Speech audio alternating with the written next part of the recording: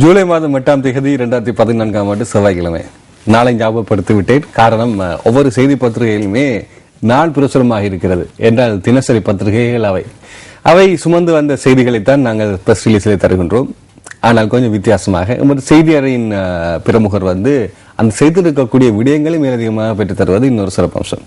அந்த அடிப்படையில் செய்தி அறை வழி அனுப்பி வைத்திருக்கக்கூடிய நமது ஜெகநாத் கண்ணாவை நாங்கள் வருக வரவேற்கிறோம். நன்றி, உங்களை நான் பாராட்டுகிறேன். இந்த அடிப்படையில் இன்று வெளிவந்திருக்கக்கூடிய செய்தி பத்திரிகைகள் செய்திகளுக்கு செல்லாம். முதலிலே கொஞ்சம் வித்தியாசமாக தினகரன் பத்திரிகை என்ன சொல்லுது கொஞ்சம் பார்க்கலாம். அந்த அடிப்படையில் தினகரனுடைய பிரதான தலைப்பு இப்படி இருக்கிறது: 41 இலங்கையரை திருப்பி அனுப்பது ஆஸ்திரேலியா, 37 சிங்களவர்கள், 4 தமிழர்களை பொறுப்பேற்றது கடற்படை. திருப்பி அனுப்பும் கொள்கையில் மாற்றமில்லை. சட்டவிரோதமான முறையில் ஆஸ்திரேலியா சென்றடைந்த இலங்கை புகலிட கோரிக்கையாளர்கள் 41 பேரும் இலங்கையிடம் கையளிக்கப்பட்டுள்ளதை அந்த நாட்டின் குடிவரவுத்துறை அமைச்சர் ஸ்காட் மோரிசன் உறுதிப்படுத்தியிருக்கிறார் என்ற செய்தி இங்கே பிரசுரமாயிருக்கிறது. இது ஒரு தேசிய பத்திரிகை. தற்போதுதான் நீங்கள் பார்த்திருப்பீர்கள், அலுத்கமை பேருவலையிலே பிரச்சனைகள் ஏற்பட்டிருந்தது. அந்த நேரம் இதே பத்திரிகையினுடைய பிரதான தலைப்பு யாரும் இனவாதத்தை காக்குவதோ விசனங்களை வெளியிடுவதோ வேண்டாம் என்று. இலங்கையர்கள் 41 பேர் என்றால் 41 பேரும் இலங்கையர்களே. அதில் 37 சிங்களவர்கள், 4 தமிழர்கள் பிரித்து காட்டுவதற்கு தேசிய பத்திரிகை முன் வந்தது என்னன்னு எனக்கு தெரியவில்லை. இதுல நான் பார்க்கும் ஒரு கோணம் இருக்கின்றது.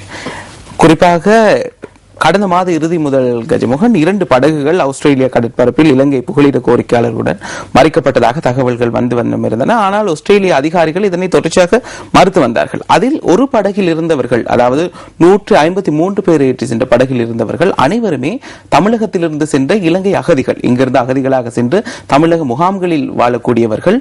அவர்கள் தான் அந்த படகில் சென்றிருந்தார்கள். ஆனால் இந்த 2வது படகு தொடர்பாக எந்த ஒரு தகவலும் வெளிவராமலே இருந்தது. ஆனால் நேற்று காலை வேளையில் ஆஸ்திரேலிய ஊடகங்கள் செய்தி வெளியிட்டிருந்தால், அதே போன்று எமது கடற்படையினரும் காலை 8 மணி அளவில் தான் இந்த விடயத்தை உறுதி செய்தார்கள். தம்மிடம் 41 புகலிட கோரிக்கையாளர்கள் ஒப்படைக்கப்பட்டிருப்பதாக. இதில் இருப்பவர்கள் அனைவருமே 37 சிங்கள மக்களும் அதே போன்று 4 தமிழர்களும் என கூறப்படுகிறது. இவர்கள், அதாவது குறிப்பாக தமிழ் மக்களை பொறுத்த மட்டிலே அவர்கள் கூறியிருக்கின்றார்கள், பொருளாதார சிரமம், அதே போன்று சில தாம் வடபகுதியில் எதிர்நோக்கிய பிரச்சனைகள் காரணமாக அங்கு செல்வதாகத்தான் இவ்வளவு காலமாக அங்கு புகலிடம் கோருவதற்கு, அரசியல் தஞ்சம் கோருவதற்கான அவர்களின் நோக்கமாக காரணமாக முன்வைத்திருந்தார்கள். ஆனால் இந்த பெரும்பான்மை சமூகத்தைச் சேர்ந்த மக்கள் ஏன் அங்கு சென்றார்கள் என்பது தற்பொழுது ஒரு பிரச்சனையாக இருக்கிறது. ஒவ்வொரு முறையுமே இந்த ஆட்கடத்தலுடன் பார்த்தீர்கள் என்றால் ஒரு முக்கியமாக இதில் இருக்க முக்கியஸ்தர்கள், இந்த நடவடிக்கைகளை மேற்கொள்பவர்கள், இதற்கான ஏற்பாடுகளை செய்பவர்கள் எல்லாமே பெரும்பான்மை சமூகத்தைச் சேர்ந்தவர்களாக இருக்கின்றார்கள். குறிப்பாக பாதுகாப்பு தரப்பைச் சேர்ந்தவர்களும் இவர்களோடு அங்கு செல்வதை காணக்கூடியதாக இருக்கின்றது. இந்த நிலையில் தான் உடனடியாக இந்த 41 பேரை மாத்திரம் ஆஸ்திரேலியா திருப்பி அனுப்பியிருக்கு. இதே நேரம் 2 வருடங்களுக்கு முன்னர் ஆஸ்திரேலிய வெளியுறவுத்துறை ஒரு செய்தியை வெளியிட்டிருந்தது. புகலிட கோரிக்கையாளர்களை பற்றி நாங்கள் அவதானம் செலுத்த வேண்டும் என்று. ஞாபகம் இருக்கிறதோ தெரியவில்லை. இப்ப அப்படி சொல்லப்பட்ட ஆஸ்திரேலியாவினுடைய வெளியுறவு கொள்கை இப்போது மீண்டும் கடற்படையிடம் மக்களை கையெழுத்ததிலிருந்து என்ன விளங்குகிறது? இலங்கை தமிழர்களுக்கு மாத்திரம் கரிசனை காட்டக்கூடிய ஒரு விடயத்தை அவர்கள் முன்வைக்கப் போகிறார்களா? இன்னும் அதாவது ஆஸ்திரேலியாவிலே இது பெரும் சர்ச்சை ஏற்படுத்தியிருக்கின்றது. இது சிங்களவரோ தமிழரோ அல்ல. ஒரு ஆஸ்திரேலியாவுக்கு எவரேனும் ஒருவர் புகலிடம் கோரி செல்வாரானால் அவரின் அந்த புகலிட விண்ணப்பம் பரிசீலிக்கப்பட வேண்டும். அது இலங்கையை சேர்ந்தவர்களாக இருக்க வேண்டும் என்ற தேவையில்லை. எந்த நாட்டிலிருந்து சென்றாலும் அந்த விண்ணப்பம் பரிசீலிக்கப்பட்டு அதன் உண்மைத்தன்மை கண்டறியப்பட்டு அந்த நடவடிக்கைகள் பூர்த்தி செய்யப்பட்டதன் பின்னர் தான் அவர்கள் திருப்பி அனுப்பப்படுவது குறித்து தீர்மானிக்க வேண்டும். இவர்கள் அனைவருமே நடுக்கடலில் மறிக்கப்பட்டு திருப்பி அனுப்பப்பட்டிருக்கின்றார்கள். இந்த நடவடிக்கை கண்டிக்கும் வகையில் நேற்றைய தினம் ஆஸ்திரேலியாவில் ஒரு மிகப்பெரிய ஆர்ப்பாட்டம் நடத்தப்பட்டிருந்தது. அங்கு அதில் பங்கேற்றிருந்த ஆஸ்திரேலிய பிரஜைகள் தாம் ஆஸ்திரேலியர்களாக வாழ்வதை இட்டு வெட்கப்படுவதாக பதாகைகளை சுமந்த வண்ணம் இந்த ஆர்ப்பாட்டத்தில் ஈடுபட்டிருந்தார்கள். இன்னொரு கேள்வியும் இருக்கிறது. ஆகவே சர்வதேச விசாரணைக்கு இலங்கை சார்பாக இருக்கக்கூடிய ஒரு நாடு ஆஸ்திரேலியா. ஆஸ்திரேலியானுடைய இந்த நடவடிக்கைகள், நான் இப்போ கேட்ட 3 கேள்விகள் இருந்து சர்வதேச விசாரணைகளை நடுநிலைமை தன்மை பண்ணக்கூடிய வாய்ப்புக்கு இட்டு செல்லும் என்ற கேள்வி வருகிறது. பெரும்பாலும் அவர்கள் அவ்வாறுதான் செயற்படுவார்கள். தொடர்ச்சியாக இந்த விடயத்தில் பொறுத்தமட்டில், அதாவது ஆட்கடத்தல் சம்பந்தமான விடயத்தில் இலங்கையுடன் மிகவும் நெருக்கமாகத்தான் ஆஸ்திரேலியா செயற்படுகிறது. நாங்கள் ஆஸ்திரேலிய பிரதமர் இலங்கைக்கு கடந்த நவம்பர் மாதத்தில் விஜயம் மேற்கொண்ட சந்தர்ப்பத்திலும் இவர் உறுதியாக கூறி சென்றிருந்தார். மறைமுகமாகவே இரண்டு அரசாங்கங்களும் இது தொடர்பான நடவடிக்கைகளை பரிமாறிக்கொள்கின்றன. தொடர்ச்சியாக இரண்டு நாடுகளின் அதிகாரிகளும் இந்த விடயத்தில் மௌனம் சாதித்துதான் நேற்று காலை வரை வந்தார்கள். சுமார் 7-8 நாட்களாகவே இவர்கள் இந்த விடயம் தொடர்பில் ஒரு வார்த்தையேனும் பேசவில்லை. இலங்கைக்கு வந்து காலி துறைமுகத்தில் இறங்கியதன் பின்னர் தான் இந்த புகலிட கோரிக்கையால் திருப்பி அனுப்பப்பட்ட விடயமே ஊடகங்களுக்கும் அதே போன்று இணைய தரப்பினருக்கும் தெரிய வந்திருக்கின்றது. நாங்கள் கேட்க வேண்டிய கேள்வி, குறிப்பாக மக்கள் மத்தியில் இருக்கக்கூடிய கேள்வி கேட்டுவிட்டோம், கூறிவிட்டீர்கள். நவீன வர்த்தகத்துறையுடன் போட்டியிடும் வகையில் கூட்டுறவுத்துறையில் மாற்றம். ஐக்கிய தேசிய கட்சி பெற்ற 15,000 லட்சம் கடனை அரசு ரத்து செய்தது. ஒரே வலை அமைப்பினுள் கூட்டுறவுத்துறையை கொண்டு வர திட்டம். ஆனால் இன்றைய தினமும் கூட 4 லட்சத்தி எனக்கு 27,000 ஏதோ தொகை தனிநபர் கடன் சுமையாக இருப்பதாக தெரிகிறது. ஆனால் அரசாங்கம் ஐக்கிய தேசிய கட்சிக்கு தான் சுமத்துகிறது. இந்த செய்தியிலும் அரசியல் பின்புலம் அல்லது தேர்தல் நோக்கிய ஒரு உள்ளடக்கம் இருக்கிறது போல் தெரிகிறது. நீங்க நினைக்கிறீர்கள்? அனைத்து விடயங்களையுமே அரசியல் மயமாக்கி பார்ப்பதுதான். அதாவது மக்களுக்கு ஒரு சேவை செய்தால் கூட அதை மறுபக்கம் சாடி அதில் ஏதேனும் ஒரு சிறிய குறுகிய அரசியல் நோக்கத்தை நிறைவேற்றிக் கொள்ள முடியுமா என்பது தான் தற்போதைய அரசியல்வாதிகளின் நோக்கமாக இருக்கின்றது. அதற்கு சில ஊடகங்களும் உறுதுணையாகவே இருக்கின்றன. ஆகவே அடுத்த சரி போ ஸ்கைப் ஊடாக தொடர்பு கொண்டு திருமணம் செய்வதாக பண மோசடி. சந்தேக நபரை கைது செய்ய ரெட் அலர்ட். இணையதளம் மற்றும் ஸ்கைப் ஊடக வசதிகளுடன் தொடர்பு கொண்டு திருமணம் செய்து கொள்வதாக வாக்குறுதி அளித்து பண மோசடியில் ஈடுபட்ட பிரதான சந்தேக நபர் ஒருவரை கைது செய்ய சர்வதேச போலீஸ் ஊடக ரெட் அலர்ட் விடுக்க போலீஸ் தலைமையகம் நடவடிக்கை எடுத்திருக்கின்றது என்ற விவரம் இருக்கிறது. திருமண சேவை என்கின்ற ஒரு அமைப்பிலே தான் இருக்கின்றது. இது ஒரு அதாவது இந்த நவீன தொழில்நுட்ப வளர்ச்சியின் ஒரு பாதகமான விளைவு மற்றும் அதற்கான ஒரு உதாரணமாக அமைந்திருக்கின்றது. எனக்கு ஒரு கேள்வி, இதே ஸ்கைப்பை வைத்துக் கொண்டு ஒரு கணவனோ ஒரு மனைவியோ அல்லது காலவர்களோ தாங்கள் இணைந்து கொள்ளலாமே, ஏன் நடுவே ஒரு முகவரை ஸ்கைப்பினூடாகவே எடுத்துக்கொள்ள வேண்டும் ஒரு கேள்வி வருகிறது அல்லவா? இது அதாவது முதலில் இவர்கள் பத்திரிகைகளில் விளம்பரத்தை பார்த்திருக்கின்றார்கள், திருமண விளம்பரம். பிறகு அதில் இருந்த அவரோட தொடர்பினை ஏற்படுத்திக் கொண்ட போது, அதாவது அந்த மணமகன் பிறகு இந்த பண மோசடியில் ஈடுபட்டிருக்கின்றார். அதாவது தமது பெயரை போலியான முறையில் மணமகன் என்ற அடிப்படையிலே பிரசுரம் செய்து அதனூடாகத்தான் பணத்தை வசூலித்திருக்கின்றார்கள். இதில் முக்கிய சூத்திரதாரி தற்பொழுது மலேசியாவில் இருக்கின்றார். அவரை கைது செய்வதற்காகத்தான் தற்பொழுது இந்த ரெட் அலர்ட் சிவப்பு எச்சரிக்கை விடுக்கப்பட்டிருக்கும். சர்வதேச போலீசாரின் ஒத்துழைப்பு நாடப்பட்டிருக்கின்றது. குறிப்பாக அதாவது ஒருவரை நன்கு அறியாமல் அவருடன் ஒரு பழக்கத்தை ஏற்படுத்திக் கொள்ளாமல் இந்த ஏமாற்றப்பட்ட பெண் 4 லட்சம் ரூபாய்க்கும் அதிகமான தொகையை இவர்களுக்கு வழங்கி இருக்கின்றார்.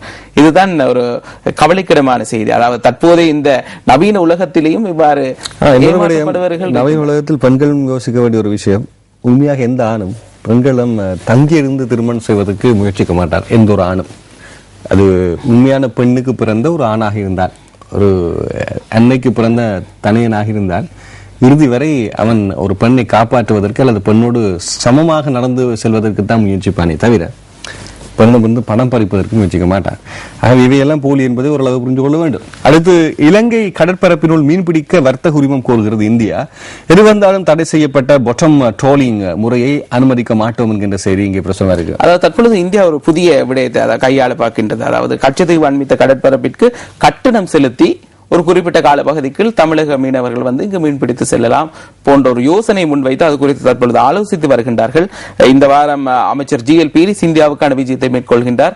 இதன்போது அவர் இந்திய வெளியுறவுத்துறை அமைச்சரை சந்திக்கும் போது இந்த விடயம் குறித்து ஆராயப்பட இருப்பதாக நேற்று தினம் இந்திய ஊடகங்கள் எல்லாம் செய்தி வெளியிட்டிருந்தன. இதில் ஒரு விடயம், பொட்டம் ட்ரோலிங் என்று சொல் வந்திருக்கிறது. அது இழுவை படகு முறை, அதாவது இந்த ட்ரோலர் படகுன்னு சொல்வார்கள்.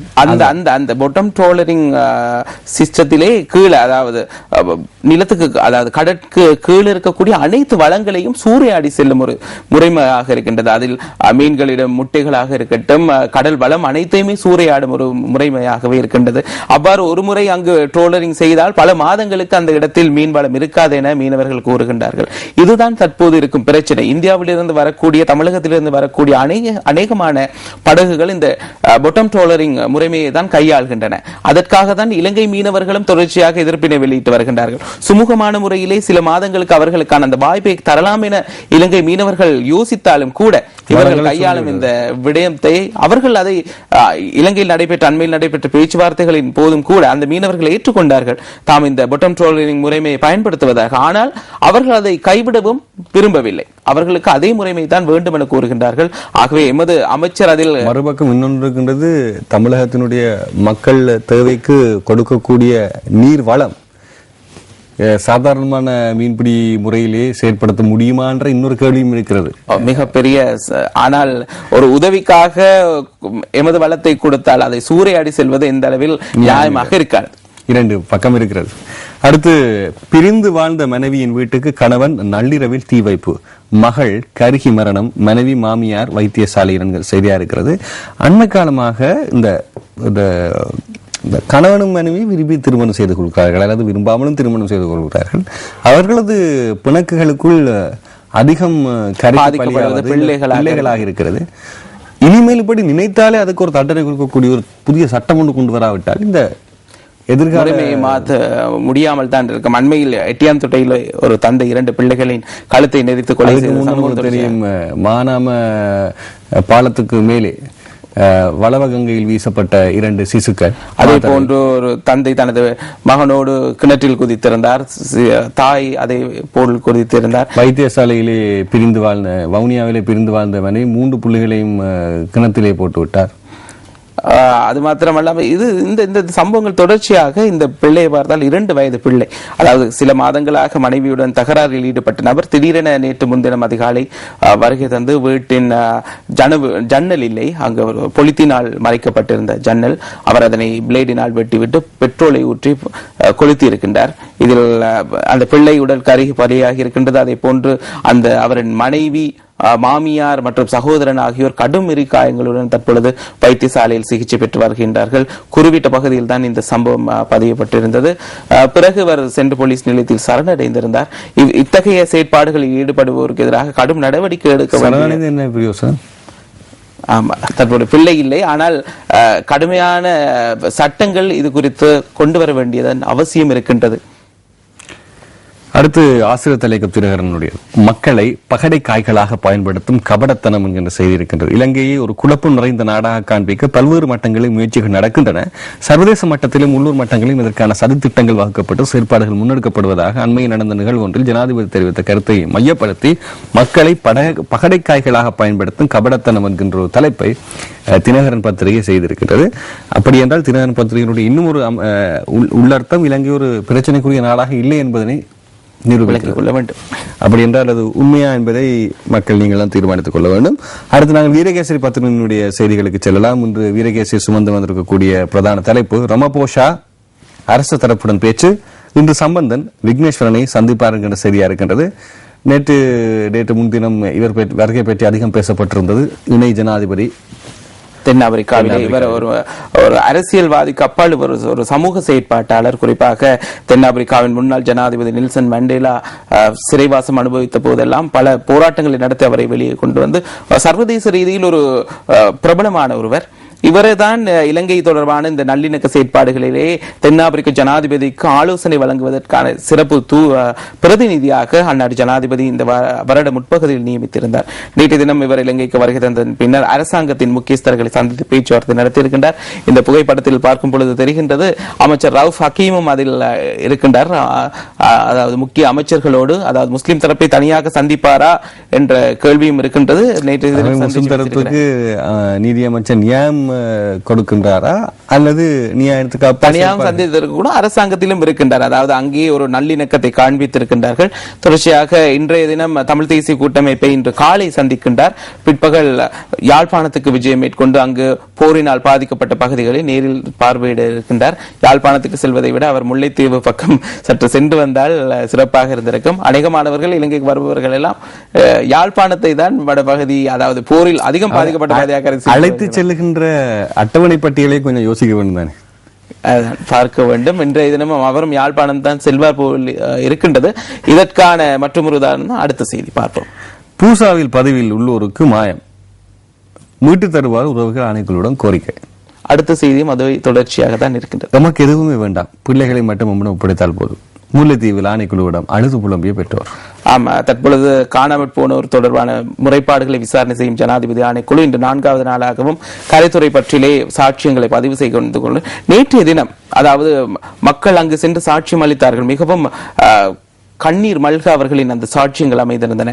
குறிப்பாக தமிழீழ விடுதலை புலிகள் இயக்கத்தில் சேர்த்துக் கொள்ளப்பட்ட தமது உறவினர்கள் அநேகமானவர்கள் பாதுகாப்பு தரப்பினரை நம்பி அவர்களிடம் சரணடைந்ததன் பின்னர் காணாமல் போனதாகத்தான் உறவினர்கள் கூறியிருக்கிறார்கள். அதாவது குறிப்பாக வைத்தியசாலைகளில் அவர்கள் அனுமதிக்கப்பட்டதற்கான பதிவுகள், அதே போன்று சர்வதேச செஞ்சிலுவை சங்கத்திடம் பதிவு செய்யப்பட்ட ஆதாரங்கள், அதே போன்று அவர்கள் ஓமந்தை சோதனை சாவடியில் அவர்களின் பெயர்கள் பதியப்பட்ட விவரங்கள், இவை அனைத்தும் இருந்தும் தற்பொழுது அந்த நபர்கள் காணாமல் போயிருக்கின்றார்கள். குறிப்பாக இந்த 2வது சாட்சியத்தை பார்க்கும் பொழுது இந்த பெண் அவருக்கு 8 பிள்ளைகள், அதில் 5 அவர்கள் ஷெல்வீச்சில் இழந்திருக்கின்றார். அதே போன்று அவரின் கணவர் ஷெல்வீச்சில் காயமடைந்து மாத்தளன் வைத்தியசாலையில் அனுமதிக்கப்பட்டிருந்த போது அங்கு அடுத்த நாள் அவர் சென்று பார்க்கும் பொழுது மிகவும் கொடூரமான முறையிலே அங்கு அந்த நிலைமை காணப்பட்டதாக அவர் நேற்றைய தினம் கூறியிருந்தார். குறிப்பாக அங்கு இருந்த சிறுவர்கள் புதுமாத்தளன் பகுதியில் யுத்தம் விடப்பெற்றுக் கொண்டிருந்த போது ஷெல் தாக்குதலில் தனது 5 பிள்ளைகள் கொல்லப்பட்டுள்ளதாகவும்,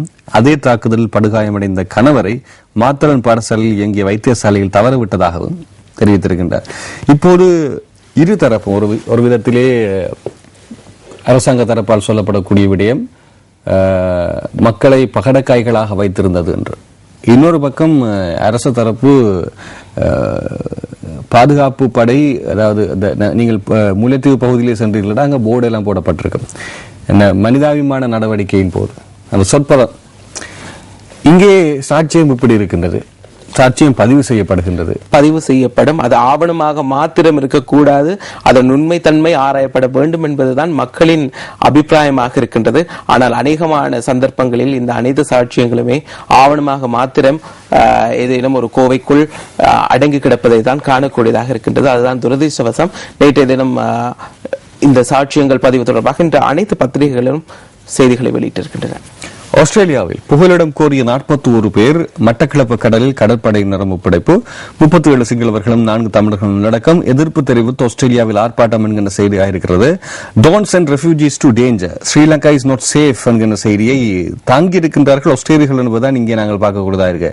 is actions are criminal, they are against international law and all national of decency. I am ashamed to be Australian என்கிற செய்தியை ஒரு ஆஸ்திரேலியரும் சுமந்து கொண்டிருக்கக்கூடிய காட்சியாக asylum seekers என்ற பதத்துக்கு பதிலாக இவர்கள் இல்லீகலாக, அதாவது சட்டவிரோதமாக வந்தவர்கள் என்ற பதத்தை தான் அண்மை காலமாகவே Australia is not illegal to arrive by boat to seek asylum. Minister Mauritian Scott Morrison அது தெளிவாக இல்லை. அங்கே illegal to criminalize asylum seekers, அதாவது நீங்க சொல்லுவது தஞ்சம் கோரிக்கையாளர்களை இவர்கள் சட்டவிரோதமாக வந்தவர்களாக அடையாளப்படுத்தும் வகையில் அவர் வெளியிடும் அந்த கருத்துக்களை அவர்கள் நேற்றைய தினம் ஆட்சேபித்திருந்தார்கள். ஒரு கடும் போக்கு, அதாவது அண்மையில் ஆஸ்திரேலிய நீதிமன்றம் ஒரு தீர்ப்பினை வழங்கியிருந்தது. அதாவது ஆஸ்திரேலியாவுக்கு வரும் புகலிட கோரிக்கையாளர்களை எவ்வித விசாரணையின்றி உடனடியாக பப்புவா நியூகினியா போன்ற இடங்களுக்கு அனுப்பி வைப்பதை தடை செய்யும் வகையில் ஒரு நீதிமன்றம் தீர்ப்பை வழங்கியிருந்தது. அதன் அடிப்படையிலேயே மீண்டும் அவர்களுக்கான அந்த தற்காலிக பாதுகாப்பு விசா வழங்கும் நடைமுறை குறித்து ஆஸ்திரேலியா ஆராய்ந்து வந்த நிலையில் தான் இந்த படகுகள் சென்றன. ஆனால் இவர்கள் ஆஸ்திரேலியாவுக்குள் அனுமதிக்கப்படாத, அதாவது எவ்வித விசாரணையின்றி நடுக்கடலிலேயே திருப்பி அனுப்பப்பட்டது தற்பொழுது ஆஸ்திரேலியாவில் மிகப்பெரிய அளவிலே எதிர்ப்பை ஏற்படுத்தியிருக்கின்றது. 5000 இளைஞர்களை அரசாங்கத்துக்கு எதிராக திசை திருப்ப அமெரிக்கா திட்டம், அமைச்சர் விமல் வீரவன்ச குற்றச்சாட்டு செய்தியா இருக்கிறது. சிரியா, ஈராக், எகிப்து, லிபியா போன்ற நாடுகளை சின்னாபின்னமாக்கி இது போன்று இலங்கையிலும் கலவரங்களை ஏற்படுத்தி நாட்டை பிரிப்பதற்கும் தற்போதைய ஆட்சியில் உள்ள அரசாங்கத்தை மாற்றுவதற்கும் அமெரிக்கா முயல்கிறது என்று தேசிய சுதந்திர முன்னணி தலைவர் அமைச்சருமான விமல் வீரவன்ச தெரிவித்திருக்கின்றார். இனி அடுத்த அரசியல் களத்தில் அவர் பேசும்போது சிங்கள அல்லது தமிழ் அகராதியிலும் அமெரிக்கா பல மாற்றங்களை கொண்டு வந்திருக்கிறது. இப்ப நாம் பேசுவது கூட அமெரிக்காவுடைய சதியை தன்னையே அவர் குற்றம் சுமத்தக்கூடிய ஒரு நிலைக்கும் வரலாம். நிச்சயமாக அமெரிக்கா புராணமே அவர் வழக்கமாக கொண்டிருக்கின்றார். அரசு சார்பற்ற நிறுவனங்களின் ஊடக செயற்பாடுகளுக்கு தடை, பாதுகாப்பு அமைச்சின் கீழ் இயங்கும் செயலகம் அறிவிப்பு என்கின்ற செய்தி இங்கே பிரசுரமாக இருக்கிறது. அதாவது அண்மை காலமாகவே ஊடகவியலாளர்கள் மையமாக கொண்ட அரச தனியார் தொலைக்காட்சியோ அச்சிலத்திர நீள் ஊடகங்களில் ஊடகவியலாளருக்கான இந்த செயலமர்வுகளை அரசு சார்பற்ற நிறுவனங்கள் நடத்தி வந்தன. 2-3 சந்தர்ப்பங்களில் கஜமுகன் அதற்கான இடையூறுகளும் ஏற்படுத்தப்பட்டிருந்தன. தற்பொழுது நகர அபிவிருத்தி, அதாவது பாதுகாப்பு மற்றும் நகர அபிவிருத்தி அமைச்சு ஒரு சுற்று நிறுவனம் மூலம் அனைத்து சர்வதேச மற்றும் உள்நாட்டு அரசு சார்பற்ற நிறுவனங்களுக்கு அறிவித்திருக்கின்றது. எதிர்காலத்திலே ஊடகவியலாளர்களுக்கான இத்தகைய செயலமர்வுகளை நடத்துவதை தவிர்த்துக் கொள்ளுமாறு, அதாவது அவர்களின் தொழில் கடமைகளுக்கு அப்பாற்பட்ட ஒரு விடயமாக இது இருப்பதனால் இதனை தவிர்த்துக் கொள்ளுமாறு ஆலோசனை வழங்கப்பட்டிருக்கிறது. ஊடகவியலாளர் என்று சுதந்திரத்தையும் சர்வதேச விடயங்களையும் அறிந்து கொள்வார்கள் தானே? நிச்சயமாக. ஆனால் இதில் ஒரு சில அமைப்புகள், குறிப்பாக இலங்கையில் இருக்கக்கூடிய தேசப்பற்று உள்ள அமைப்புகள் என கூறிக்கொள்ளும் சில அமைப்புகள் குற்றச்சாட்டுகளை முன்வைக்கின்றார்கள். இத்தகைய செயலமர்வுகளின் போது ஊடகவியலாளர்கள் தவறான முறையில் வழிநடத்தப்படுவதாகவும் சில ஒரு ஊடகவியலாளர்கள் இருக்கிறது. அப்போ ஊடகவியலாளர்கள் நாங்கள் என்ன மூடர்களா? அதுதான், அதே கேள்வியை தான் நேற்று பலர் கேட்டிருந்தார்கள். சர்வதேச ஊடகங்களுக்கு, குறிப்பாக எமது உள்நாட்டு ஊடகங்களுக்கு அவர்கள் கருத்து வெளியிடாவிட்டாலும் சர்வதேச ஊடகங்களுக்கு நேற்று அநேகமான இந்த அரசு சார்பற்ற நிறுவனங்களின் பிரதிநிதிகள் கூறியிருக்கின்றார்கள். அதாவது ஒரு நம்பிக்கையற்ற முறையில் தான், அதாவது ஊடகவியலாளர்கள் எவரும் கூறுவதை கேட்டு செயற்படுவார்கள் என்ற அடிப்படையில் தான் சுதந்திரமான ஊடகங்கள் இல்லையா என்ற இன்னொரு கேள்வியும் வருகிறது. இது ஒரு ஊடக சுதந்திரத்திற்கு, அதாவது ஊடகவியலாளர்களின் தனிப்பட்ட சுதந்திரத்திற்கு பெரும் அடியாக, அதாவது அச்சுறுத்தலாக அமைந்துள்ள ஒரு நடவடிக்கையாக பலரும் விமர்சித்திருக்கின்றார்கள். நமபோஷா நடுவில் மறுபக்கம் சம்பந்தன், மறுபக்கம் ஜனாதிபதி கனினுடைய கேள்வி சித்திரம். ஆனால் சம்பந்தன் ஐயாவின் முகத்தில் சிறிய சிரிப்பு கொஞ்சம் அதிகம் இருப்பதாகத்தான் தெரிகிறது. நேற்று தினம் ஜனாதிபதி முகத்தை சுழித்துக் கொள்வதை போல் இருந்தது கார்ட்டூன். இன்றைய தினம் இருவரும் சற்று சிரித்துக் கொண்டுதான் அவரை இருபுறமும் இழுக்கின்றார். வாக்காளர்களை தெளிவுபடுத்த நடவடிக்கை எடுக்க வேண்டும். ஆசிரியர் தலையங்கம் வீரகேசரியினுடையது.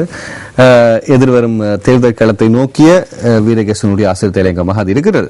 அடுத்த தினக்குரல் பத்திரிகைக்கான செய்திகளுக்கு செல்வோம். தினக்குரலினுடைய ஆசிரியர் தலையங்கம் அரசியல் விருப்பமே அவசிய தேவை என்கின்ற தேவையாக இருக்கிறது. ஆம், அதே அகதிகள் தொடர்பான சட்டம்,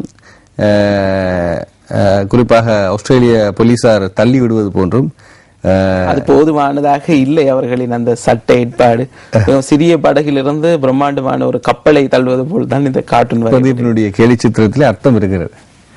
அடுத்து, மாத்தன் ஆஸ்பத்திரியில் வீழ்ந்த செயல்களால் பலர் உடல் சிறுதி பலியாயினர், ஆணைக்குழு முன் சாட்சியம் என்கிற செய்தியாக இருக்கிறது.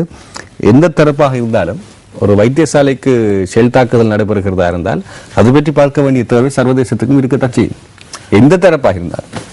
இறுதிக்கட்ட யுத்தம் இடம்பெற்ற போது பல்வேறு இடங்களிலுமே இத்தகைய வைத்தியசாலைகள், பாடசாலைகள் மீது ஷெல் வீச்சுகள் நடத்தப்பட்டதாக மறுக்கப்பட்டே வந்தது.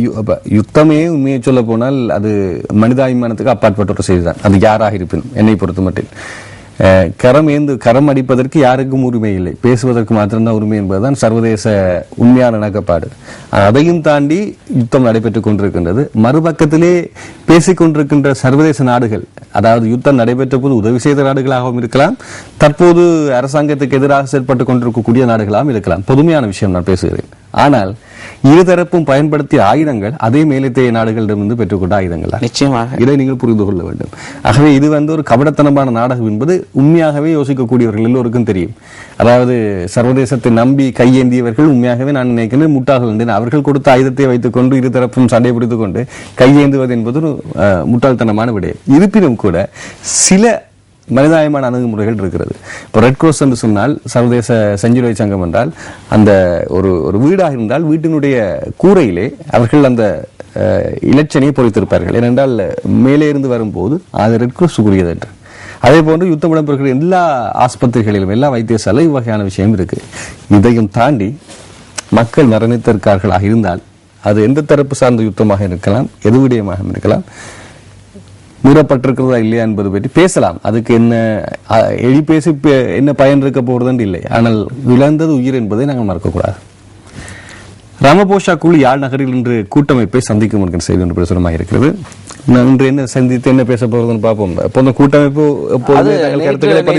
இந்த ஜாதிகையில் ஒரு விமல் வீரவங்ச போன்றவர்கள் எல்லாம் ஆர்வம் கூறிவிட்டார்கள். நாட்டை காட்டி கொடுக்கும் வகையில் தான் அவர்கள் பேச போகிறார்கள். ஆர்வம் கூறப்பட்டிருக்கு. அப்படித்தான் ஆர்வம் அண்மை காலமாக, அதாவது கடந்த 10 வருடங்களாக 30 வருடங்களாக சொல்லப்பட்டுக் கொண்டிருக்கின்றது. ஆனா கூட்டமைப்பு எல்லா சாட்சியங்களையும் பதிவு செய்கிறது. ஆனா கூட்டமைப்பினால் விளையக்கூடிய நல்ல விடயம் என்று சொல்லுங்க பார்ப்போம்.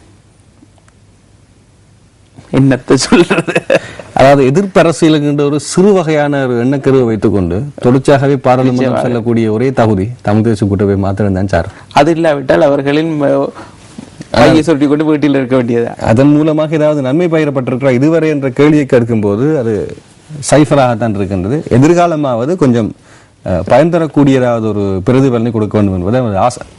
153 படகு அகதிகளை இலங்கையரிடம் கையளிக்க இடைக்கால தடை, ஆஸ்திரேலிய மேல் நீதிமன்றம் உத்தரவு. நாங்கள் பேசிய செய்தி இங்கே செய்தியாக இருக்கிறது.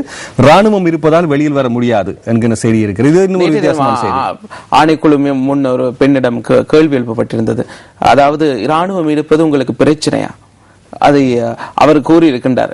ஆமி என்றாலே எங்களுக்கு பயம், அவர்களிடம் எவ்வாறு சென்று நாங்கள் உதவிகளை கோருவது என்ன? தற்பொழுது இந்த வடக்கில் இருக்கக்கூடிய இராணுவ பிரசன்னம் தொடர்பாக நேற்றைய தினம் கூறியிருக்கின்றார்கள். குறிப்பாக இராணுவத்தினரின் பிரசன்னம் காரணமாக தாம் அன்றாட வாழ்க்கையில் எதிர்நோக்கும் பிரச்சனை குறித்தும் இதன் போது மக்கள் தெரிவித்ததாக இந்த செய்தி வந்திருக்கின்றது. சூழலிக்கு செல்வோம். இப்படி இருக்கிற தலைப்பு. ரமபோஷாவின் பின்னணியில் புலம்பெயர் அமைப்புகள், விமல் வீரவன்ச குற்றச்சாட்டு, மூன்றாம் தரப்புக்கு எதிர்ப்பு என்கிற செய்தியாக இருக்கிறது. யாரு வந்தாலும் அவர் பேசுவார். கிரிக்கெட் போட்டியை பார்க்கலாம். தென்னாப்பிரிக்க இலங்கை தற்பொழுது கிரிக்கெட் டூர் நடக்கின்றது. மேட்சை பார்க்கலாம், தேசிய பிரச்சனை தொடர்பாக பேச முடியாது என அமைச்சர் திட்டவட்டமாக கூறியிருக்கிறார். எம்பி பதவியை தூக்கி வீசுகிறார் தேவப்பெரும் என்கிற செய்தி. இது நேற்றைய தினம் குறுந்தகவலா வந்து கொண்டிருக்கிறார். அவர் அப்படி செய்வது அதாவது பேருவல் அலுத்கம பகுதியில் இடம்பெற்ற சம்பவங்கள் அதிகரிப்பது, அதாவது பாதிப்புகள் அதிகரிப்பதற்கு காரணம் போலீசார் வேடிக்கை பார்த்துக் கொண்டிருந்தது. அப்படி இவர் ராஜினாமா செய்வதனால் கிடைக்கக்கூடிய நன்மை என்ன? அவர் கூறியிருந்தார், போலீஸ் மா அதிபர் ராஜினாமா செய்ய வேண்டும், அவர்கள் இதற்கு பொறுப்பேற்று அவர் ராஜினாமா செய்ய வேண்டும், இல்லாவிட்டால் நான் ராஜினாமா செய்வேன் என கடந்த மாதத்தில் ஆக்ரோஷத்தில் கூறிவிட்டார். இப்ப இந்த ராஜினாமா செய்வதனூடாக இருக்கக்கூடிய நன்மை என்ன? அடுத்த தேர்தலில் வெற்றி. அதை மையப்படுத்தி அவர் அந்த பகுதியை பிரதிநிதிப்படுத்தும் ஒருவர். ஆகவே அவருக்கான அந்த மக்களின் செல்வாக்கு நிச்சயமாக முஸ்லிம் மக்கள் மத்தியில் அவர் ஒரு மரியாதை அதிகரிக்கும் என்றுதான் எதிர்பார்க்கப்படுகின்றது. நோக்கம் அதுவாக இருந்தாலும் அவர் கூறும் விடயம், மக்களுக்கு அநீதி ஏற்பட்டால் நான் பார்த்து கொண்டு இருக்க மாட்டேன். அப்படி என்றால் அடுத்த தேர்தலிலே இப்ப ராஜினாமா செய்து விட்டார். அப்படி என்றால் இந்த அரசியல் இருந்து ஒரு பயன் இல்லை என்பதுதான் என்னுடைய கருத்து. அப்படியே திருப்பி தேர்தல் பார்ப்போம், தேர்தல் வரட்டும்.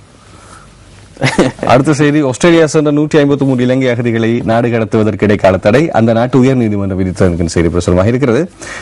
வட்டகத்த தேரருக்கு பிணை, வட்டராக்க தேரருக்கு பிணை என்கிற செய்தி பிரசுரமாக இருக்கிறது. விஜித வட்டராக்கரை தன்னை அடித்துக் கொண்டு வீதியில் உறங்கிக் கொண்டிருந்தவர் நேற்று தினம் கடுமையாக எச்சரிக்கப்பட்டு பௌத்த துறவி என்ற வகையில் நீங்கள் இனி நடந்து கொள்ள வேண்டும் என கூறி நீதவானவரை பிணையில் செல்ல அனுமதித்திருக்கின்றார்.